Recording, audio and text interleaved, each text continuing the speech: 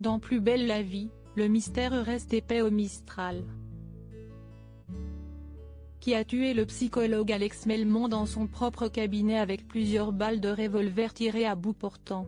Le substitut révélant mener d'une main de fer cette enquête, n'hésitant pas à mettre au supplice le commandant Nebou, l'un des sérieux suspects de cette affaire. Mais d'autres profils, plus surprenants, vont émerger dans les prochains jours.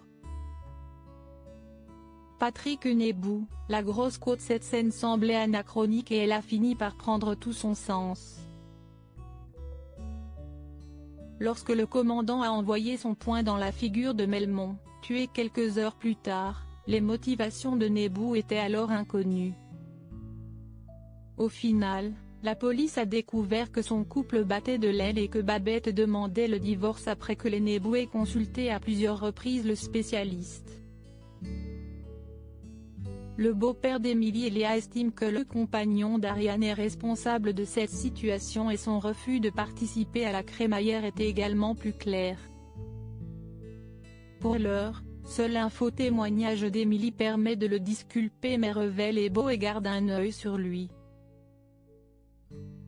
Alison, l'inexpérimentée revenue furtivement au Mistral pour une discussion éclair avec sa sœur, Alison n'est pas dans son assiette.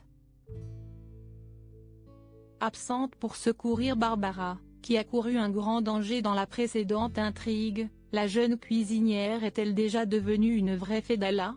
Son lien avec Melmond ne va pas tarder à être établi car elle était également une patiente de la victime. Les Fedala estiment que la mort du psychologue est méritée. Cherche-t-il à protéger la petite amie d'Adèle? Quoi qu'il en soit, cette dernière va devoir s'expliquer auprès des enquêteurs.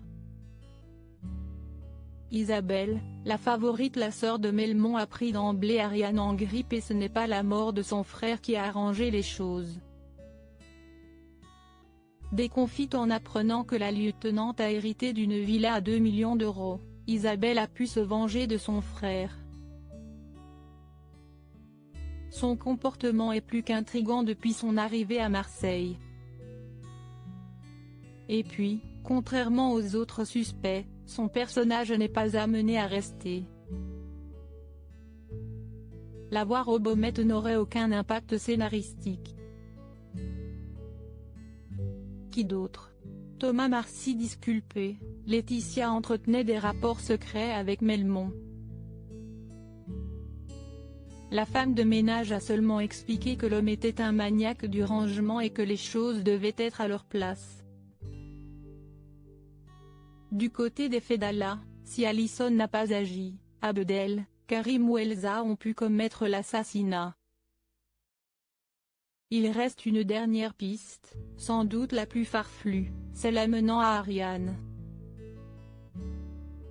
Mais cette dernière était seule lorsqu'elle a découvert le corps et jouer une telle comédie ne lui aurait rien apporté. Par ailleurs, le feuilleton continue de progresser au niveau des audiences avec une performance record depuis son retour à l'antenne, soit 27 millions de Français mobilisés pour l'inédit du vendredi 14 août et 13,4% de l'ensemble du public.